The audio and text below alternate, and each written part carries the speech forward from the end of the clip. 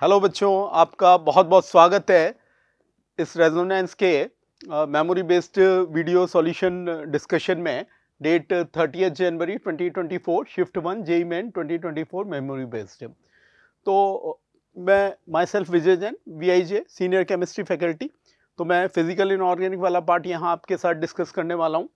तो let's move with one by one. जो question हमें मेमोरी से मिले उसमें देखते हैं।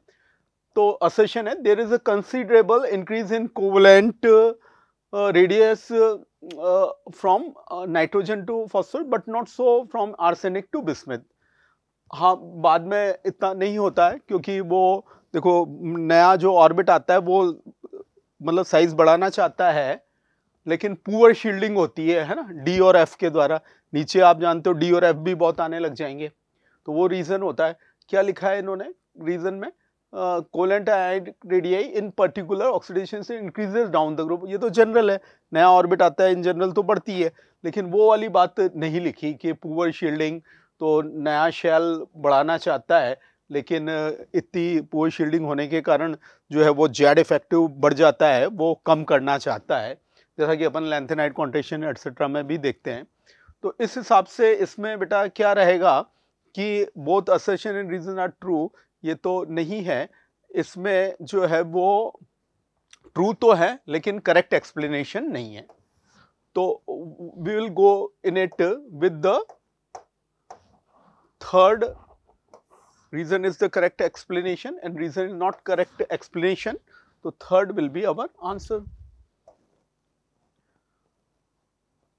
Now coming to this, the maximum number of molecular orbital formed by 2s and 2p atomic orbitals of two atoms are. तो अब ये थोड़ा सा इसमें जैसे मतलब 2s एंड 2p की भी मिक्सिंग अपन कर सकते हैं और उनकी भी बॉन्डिंग और एंटी बॉन्डिंग अपन बना सकते हैं, लेकिन ये तो सिंपल जैसे सीरीज बनाते हैं ना, ए एटम, ये जैसे लैंग्वेज वगैरह जो भी हमें मिली, फिर एग्जैक्ट लैंग्वेज तो जब क्वेश्चन आ जाएंगे एक्चुअल वाले स्टूडेंट रेस्पॉन्सेस के थ्रू तो उससे पता चलेगी। लेकिन यहाँ जो भी पता चल रहा है वो कल भी इस तरह का एक क्वेश्चन आया, लेकिन उसमें मतलब ऐसा लग रहा था कि केवल ये 2s और 2p आपस में कर रहे हैं, और आज के क्वेश्चन जो स्टूडेंट ने बताया उनके लग रहा है कि 2 एटम्स है, तो इसका भी 2s है और इसका भी 2s है, तो बॉन्डिंग भी बनेगा और एंटी बॉन्डिंग भी बनेगा। तो अपन कह सकते हैं सिग्मा 2s और सिग्मा स्टार 2s, और 2p सबशेल है तो इसमें तो 3 ऑर्बिटल है। अब कोई सी भी सीरीज ले लो, अगर अपन ने ग्रेटर देन 14 ले ली, अब px है, py है, pz है, इसमें px और py और pz है। अगर मैंने यहां सिग्मा लिया तो फिर और बॉन्ड्स में ये डिजेनरेट इक्वल का साइन मैंने लगाया, और इसके बाद मैं इनके किस पे आगे बढ़ूंगा? एंटी बॉन्डिंग पे।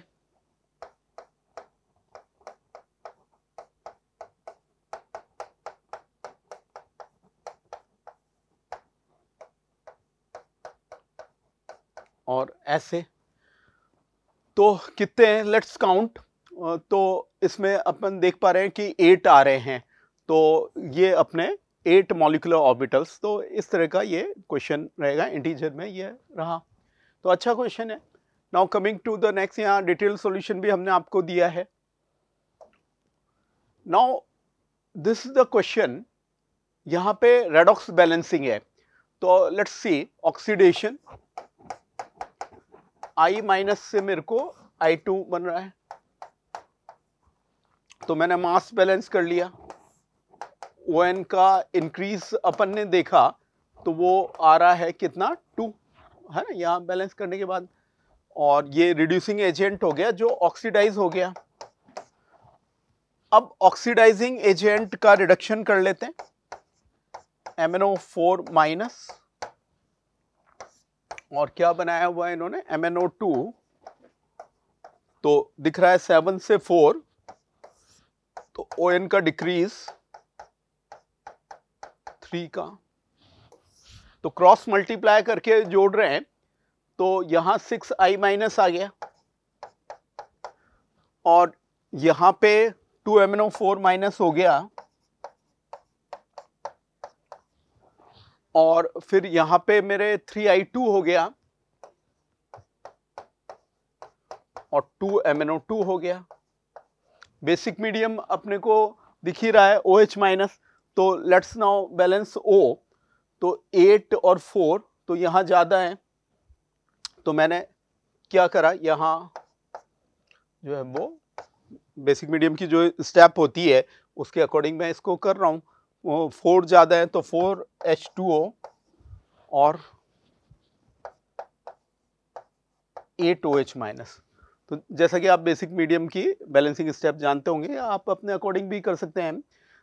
तो अब इसमें क्या देखा जा सकता है कि ये कांस्टेंट इन्होंने दिया हुआ है कि आप बैलेंसिंग इसी के अकॉर्डिंग करिए, तो हमने इसी के अकॉर्डिंग कर ली। एक बार चेक कर लेते हैं, -8 8 हाइड्रोजन ऑक्सीजन, इधर 4 और 8 12 और इधर भी 12 दिख रहे हैं, फाइन।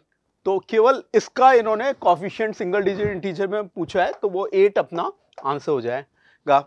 अब इस क्वेश्चन में देखा जाए तो एल्कलाइन मीडियम है, तो ठीक है, इन्होंने उसको तुरंत रिप्लेस कर दिया होगा, हटा लिया होगा, जो भी है। अदरवाइज I2 फिर रेडॉक्स एंड डिस्प्रोपोर्शनेशन हो सकता है, जैसे अपने ये रिएक्शन अपन पढ़ते भी हैं, तो वो फिर किस में चल जाएगा, I माइनस में और IO3 माइनस में। तो I माइनस तो रिएक्टेंट है, तो वो IO3 माइनस भी हो सकता है। तो ठीक है, I2 तक दे दी, अदरवाइज इसमें IO3 माइनस तक भी रेडॉक्स एंड डिस्प्रोपोर्शनेशन, हैलोजन की जो फेमस रिएक्शन है एल्कली के साथ NaOH के साथ, वो भी हो सकती है।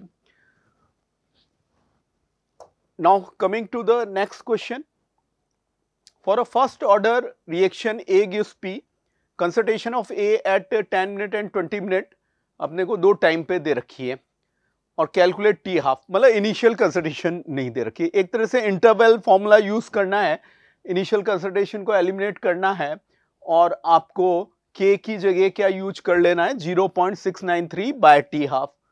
तो that's how we did it, कि ये अपन ने जो है वो यहाँ पे कर लिया, और दो बार ये इक्वेशन लगा ली।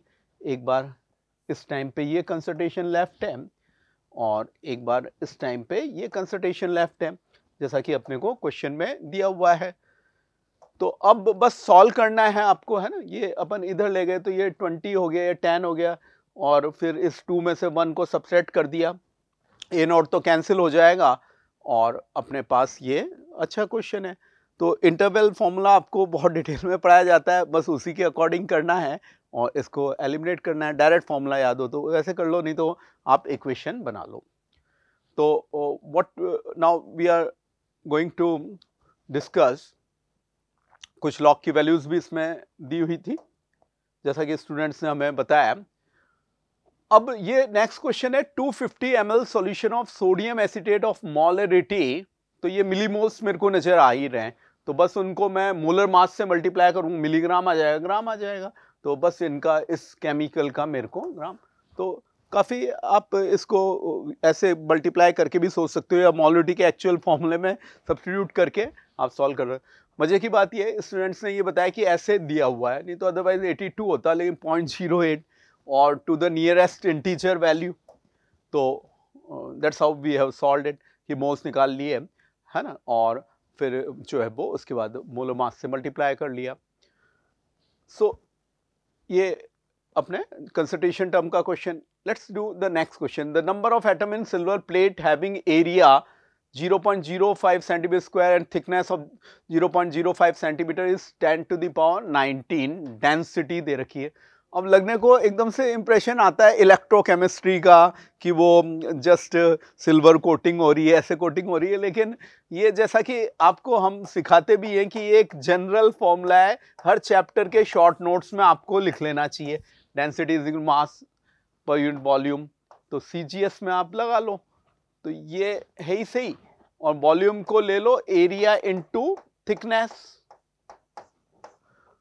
तो दिया हुआ है ये सब, डेंसिटी और एरिया और थिकनेस, तो अल्टीमेटली मास आ जाएगा, और मास आ गया तो उससे मोल्स आ गए, मोल्स आ गया तो उससे नंबर आ गए। या मोल का दो, जो मोल एक मास यूनिट भी है, काउंटिंग यूनिट भी है, केमिस्ट्री की यूनिट है सारे चैप्टर्स की, तो mole is mass in gram by molar mass और n बाय Na कर लो। तो जब एक बार मास आ गया तो उसको नंबर में बदल दो। तो that's how we have solved it. यहाँ पे आपको डिटेल्ड सॉल्यूशन विद कैलकुलेशन हमने ये बताया और नियरेस्ट इंटीजर के रूप में सॉल्व कर दिया। Now coming to the next question on mixing benzene and naphthalene freezing point. तो बेंजीन और नेफ्थलीन तो आइडियल सॉल्यूशन है। तो आइडियल सॉल्यूशन में क्या होता है, पार्टिकल्स के बीच में जो है वो हम जानते हैं कि मतलब डेल्टा H मिक्सिंग भी जीरो, डेल्टा V मिक्सिंग भी जीरो। तो मिक्स करने से मतलब ना अट्रैक्शन होता है ना रिपल्शन होता है। तो ऑब्वियसली वैसा का वैसा ही एनवायरनमेंट होता है, तो फिर चेंज नहीं होगा और फ्रीजिंग पॉइंट। इस तरह फिर आइडियल सॉल्यूशन में वो ये अप्लाई नहीं हो पाएगा। जो है वो उस तरह से जो है वो अपन जैसे डिप्रेशन इन फ्रीजिंग पॉइंट, तो वो यहाँ पे जो है वो नहीं हुआ और फाइनली अपन ने इसको आइडियल सॉल्यूशन की तरह ट्रीट किया। और now coming to the next question, what this question is from atomic structure. यहाँ पे कुछ एलिमेंट्स दिए हुए हैं और उनका अपने को फाइनली क्या इलेक्ट्रॉनिक कॉन्फ़िगरेशन रहेगा ये निकालना है। तो काफ़ी इजी है। इसमें तो आर्गन 3d5 4s1 होता है, तो दो गए तो क्या 3d4 बचा, इसमें 3d5 4s1 रह जाएगा और वेनेडियम में आर्गन 3d4s2 तो 3d2 बच जाएगा और कोबाल्ट में 3d7 रह जाएगा। तो इसको अपन मैच कर देंगे, दैट्स हाउ। तो बिल्कुल एटॉमिक स्ट्रक्चर में भी ये configurations quantum mechanical model of atom में काम आते हैं और कोऑर्डिनेशन कंपाउंड्स में भी काम आते हैं, तो आपको वैसे ही याद होते हैं। तो इजी क्वेश्चन होगा ये। Now coming to the next question, orbitals of same energy are degenerate orbitals. बिल्कुल सही है। जैसे सेम सब शेल के सभी ऑर्बिटल्स जो होते हैं वो क्या रखते हैं, आइडेंटिकल एनर्जी रखते हैं, 3px 3py 3pz, n+l लगाओ। तो पॉइंट क्या है, ये जो नीचे आया है ये तो m है, ओरिएंटेशन है। तो n और l तो इसमें और इसमें और इसमें सब में ही सेम है, तो डीजेनरेट है। और 3p and 3d orbitals in H atom are not degenerate. अब H एटम में 1 इलेक्ट्रॉन सिस्टम है, तो उसमें तो हमारे क्या होंगे, बोर मॉडल के फॉर्मूले लगेंगे। En is equal to -13.6 Z² by n² electron volt. ये फॉर्मूला जो मैंने बॉक्स में लिखा है ये केवल 1 इलेक्ट्रॉन पे लगता है और इसमें एनर्जी केवल n पे डिपेंड है, जबकि यहाँ पे ये किस पे डिपेंड है, जो है वो n+l पे। तो केवल n पे डिपेंड है। टिल नाउ भी जैसे श्रोडिंगर वेव इक्वेशन से भी बोर मॉडल के 1 इलेक्ट्रॉन सिस्टम जैसे ही रिजल्ट आते हैं, तो टिल नाउ भी बोर मॉडल 1 इलेक्ट्रॉन स्पीशी पे तो वैलिड माना जाता है। तो 3p एंड 3d ऑर्बिटल, अब इसमें तो n3 रखना है केवल, है ना। तो पॉइंट ये है कि एटॉमिक नंबर तो सेम ही है, तो जो है वो सेम वैल्यू आ जाएगी। जैसा अपन जानते हैं -13.6 electron volt, -3.4 electron, -1.51 electron volt आ जाएगी। जैसे मैं इसको यहाँ पे सॉल्व करूँगा, 9 से डिवाइड करूँगा, तो जो है नॉट डीजेनरेट तो गलत है, दे आर डीजेनरेट, क्योंकि बस n से देखना है इनमें। तो क्या फाइनल आंसर रहा, फर्स्ट करेक्ट हो गया और सेकंड इनकरेक्ट हो गया। तो अच्छा क्वेश्चन है। ऐसे क्वेश्चन IIT JEE एडवांस में भी बहुत बार आए हुए हैं कि भाई 1 इलेक्ट्रॉन सिस्टम है, तो आप फिर एनर्जी n से देखिए। अपने रेजोनेंस की शीट में टेस्टों में भी आता रहता है कि हाइड्रोजन एटम में 3s 3p 3d की एनर्जी का ऑर्डर, तो वो बराबर ही होगा। ये नहीं होगा 3s से 3p ज़्यादा और 3p से 3d ज़्यादा। तो that's how you have to approach. Now coming to the next question. अरे वाह, अन ने हैट्रिक लगा दी, अन और नियम, वेरी गुड। तो ये क्या है, एक सिस्टमैटिक नेमिंग होती है। मतलब जैसे 105 के बाद या 100 के बाद वालों के लिए क्या बोला गया है कि भाई जब तक इनका फाइनल नेम IUPAC जो है वो कंफर्म नहीं कर दे और बिल्कुल सेट नहीं हो जाए, तब तक जैसे इनके सिस्टमैटिक नेमिंग होती है। तो उसके अनुसार उसको यूज करो, है ना। और फिर एक बार फाइनल हुए बाद तो वो फिर चलने लगते ही है। तो काफ़ी अब फाइनल हो भी चुके हैं, लेकिन ये भी नेमिंग पता होनी चाहिए कि ये 1 है और 1 है और ये 1 है। 111 belongs to group of the periodic table. तो आप ऐसे इनर्ट गैस देखो 86 पे रुक गए अपन और यहाँ 32, तो 118 पे हूं मैं खड़ा हुआ 18th ग्रुप में। तो उससे मेरे को 7 पहले आना है। तो अरे यार, इसमें तो जो है वो 8 बार अन आ गया। नाम में भी अन अन अन ईएम, एटॉमिक नंबर में भी वो यूनिटी का 1 1 1 आ गया। नहीं, वो अन अन अन, तो ये 1 1 1 और फिर ग्रुप नंबर भी 1 1। तो बढ़िया, अच्छा क्वेश्चन। और आपको नेमिंग आनी चाहिए। उसका ग्रुप आ गया 11 अपने, हैं। तो यहाँ हमने इसका डिटेल सॉल्यूशन भी आपके लिए दिया है, कॉन्फ़िगरेशन लिख के दिया है। अगर आप इसे देखें तो ऐसा किस में होता है, मजे की बात है, ऐसा कॉइनेज मेटल में होता है, फर्स्ट बी और 11 ग्रुप। तो आप ऐसे भी सोच सकते हैं, कॉपर HeAu कॉइनेज मेटल्स बहुत शानदार बहुमूल्य मेटल्स हैं। ऐसे मेटल्स सबको मिले, सोना चांदी।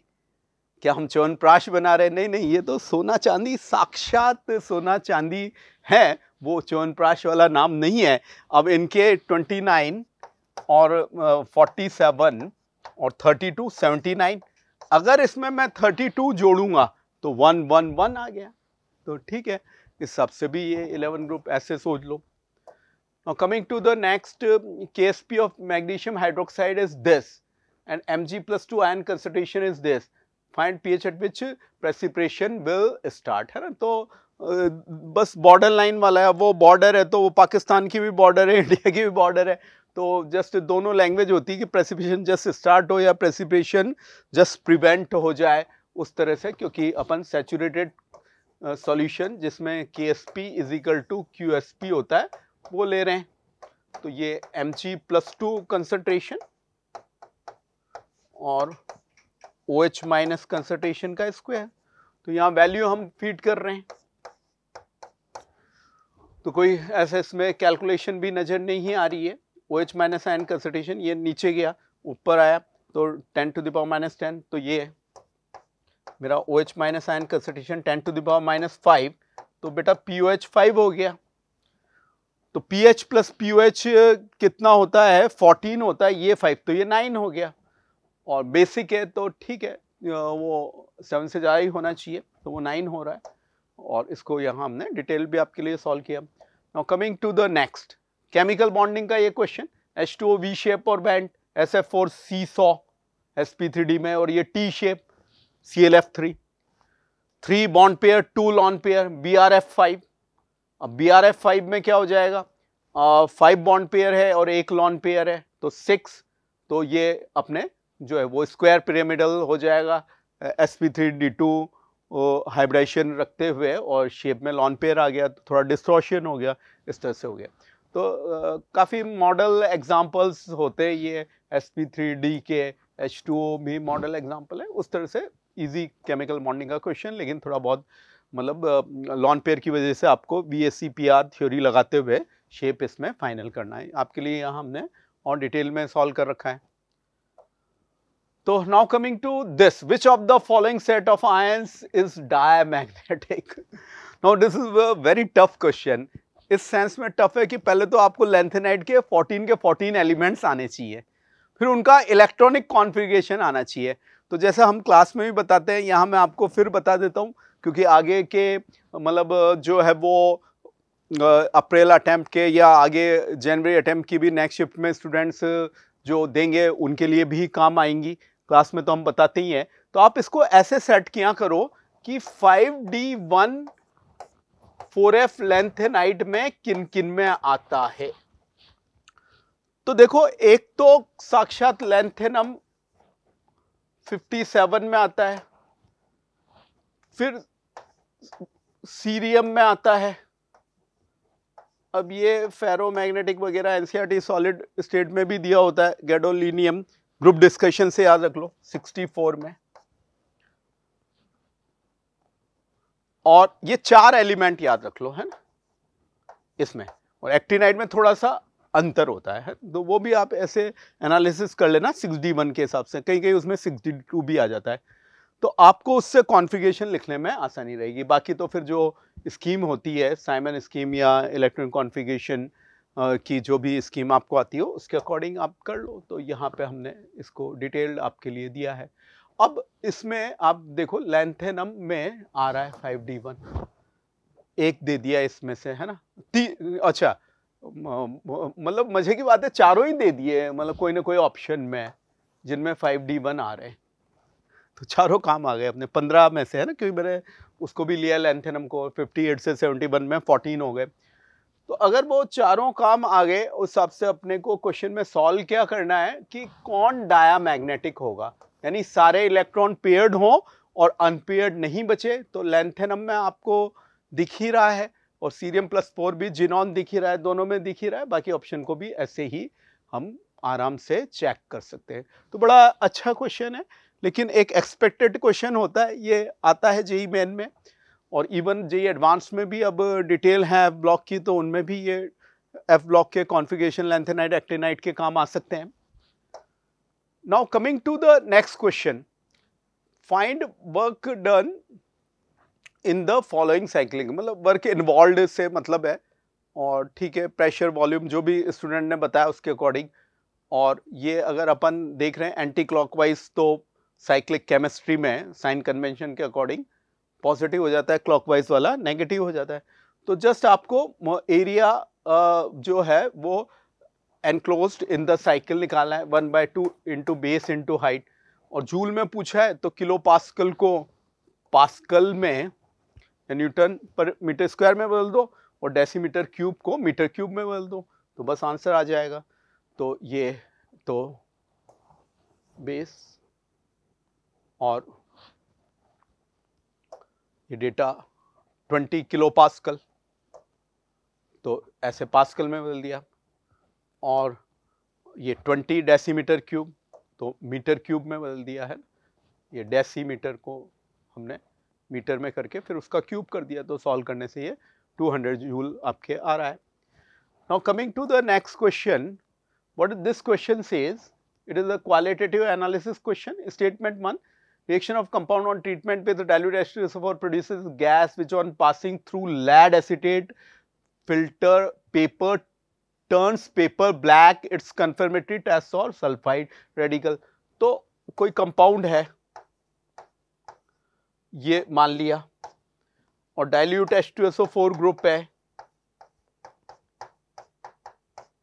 ये मान लिया, तो क्वेश्चन क्या कह रहा है कि ये रिएक्शन हो रही है और कुछ गैस इसमें प्रोड्यूस हो रही है, तो कौन सी गैस प्रोड्यूस हो रही है, लेट्स सी। तो Na2SO4 AQ plus H2S, fine. अब गैस निकल रही होती है तो लैब में ऐसे कंफर्मेटरी टेस्ट होती है, आप 3-4 फिल्टर पेपर लहराओ, उन पे तैयार रखो फिल्टर पेपर को, सॉल्यूशन में डिप करके acidified potassium dichromate, acidified KMnO4 और जो है वो कैडमियम एसिटेट वाला, लेड एसिटेट वाला, वो गैस निकलेगी, तो लेड एसिटेट से CH3CO whole twice Pb plus H2S क्या देगा, एसिटिक एसिड और PbS का ब्लैक प्रेसिपिटेट, तो ब्लैक हो जाएगा, बिल्कुल ब्लैक इन्होंने किया है। अच्छा क्वेश्चन है, qualitative analysis as per expected कि रिएक्शन का लोड डी ब्लॉक को और क्वालिटेटिव एनालिसिस को झेलना पड़ेगा, क्योंकि मेटलर्जी और पी ब्लॉक की थोड़ी रिएक्शन कम हो चुकी है, मेटलर्जी तो डायरेक्ट रहा ही नहीं, पी ब्लॉक में जनरल कैरेक्टरिस्टिक्स हैं और साथ में जो केमिकल कैरेक्टरिस्टिक और फर्स्ट एलिमेंट का एनोमली है तो उसकी थोड़ी रिएक्शन आ सकती है, तो एक्सपेक्टेड था ऐसा आएगा क्वेश्चन। और कंफर्मेटरी टेस्ट और PbS ठीक है, वो सल्फाइड का पता चल गया, lead sulphide is form, no no no, PbS ये ब्लैक होता है, ये H2S और लेड एसिटेट की रिएक्शन हो जाएगी जो मैंने बोली भी सही।